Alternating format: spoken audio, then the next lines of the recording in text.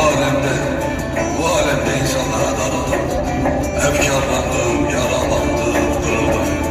Gül diye bir yalana sarıldım. Gerçeği anladım ama iş işten geçti.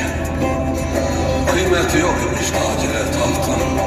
Lokması tatlıdır helal kazancı. Düşmaya gör tanımaz kardeşim. Kendimi bitirdim vallahi iş işten geçti. Elde avuçla var iken gül gibi, geçinip gidiyordum ağalar gibi.